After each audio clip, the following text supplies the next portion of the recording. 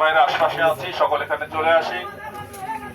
আমাদের বাগেরহাট 4 আসন সাহেব চরমোনা ইসলামী আন্দোলন বাংলাদেশের মনোনীত প্রার্থী জননেতা মাওলানা ওমর ফারুক নুরী সাহেবের বাদশারহাটের নির্বাচনে একটি অফিস আজকে আমরা আনুষ্ঠানিকভাবে উদ্বোধন করছি। উদ্বোধন করার জন্য নেতৃবৃন্দ এখানে আসছেন। আমাদের 2 নং ওয়ার্ড নিশানবেরিয়া ইউনিয়ন 2 নং ওয়ার্ডের বাদশারহাটের আজকের এই অফিস উদ্বোধন হবে ইনশাআল্লাহ। আমরা এই অফিসের মাধ্যমে হাত পাখার দাওয়াত, দ্বীনের দাওয়াত, ইসলামের দাওয়াত এই এলাকার প্রতিটি ঘরে ঘরে পৌঁছে দেবো ইনশাআল্লাহ। এই অফিস হবে আমাদের কেন্দ্র, কিন্তু তাদের বিস্তৃত এলাকার সর্বমহলে সর্বস্তরে মানুষ, দল মত নির্বিশেষে, ধর্ম বর্ণ নির্বিশেষে সকলের কাছে ইসলামের পক্ষে আমরা ইনশাআল্লাহ এলাকার যারা আছি, যারা অফিস সংশ্লিষ্ট, ইউনিয়ন এবং ওয়ার্ডের সাথে সংশ্লিষ্ট, সকলের আমাদের মূল মাকসাদ থাকবে আল্লাহ এবং তার রাসূলকে খুশি করার জন্য। আমাদের রাজনীতিটাই হলো আল্লাহ এবং আল্লাহ রাসূলকে খুশি করার জন্য।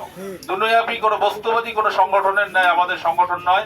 আমরা চাই এই সংগঠনের মাধ্যমে দুনিয়া এবং আখেরাতে আমাদের কামিয়াবি আল্লাহ পাক দান করুক।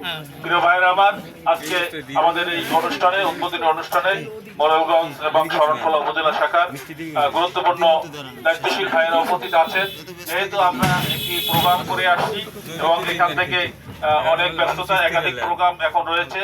আমাদের প্রার্থী সাহেব এখান থেকে আবার যাবে জিওদারা, সেখানে মাগরিবের নামাজের পরপরই আরেকটি প্রোগ্রাম আছে, সেখানে অংশগ্রহণ করবে। আমাদেরও মোরেলগঞ্জে বিভিন্ন জায়গায় অন্যান্য প্রোগ্রাম আছে, অংশগ্রহণ করবে ইনশাআল্লাহ। যারা আজকের এই দোয়ার অনুষ্ঠানে উপস্থিত হয়েছেন সকলকে ইসলামী আন্দোলন বাংলাদেশ মোরেলগঞ্জ উপজেলা কমিটির পক্ষ থেকে অভিনন্দন জানাচ্ছি।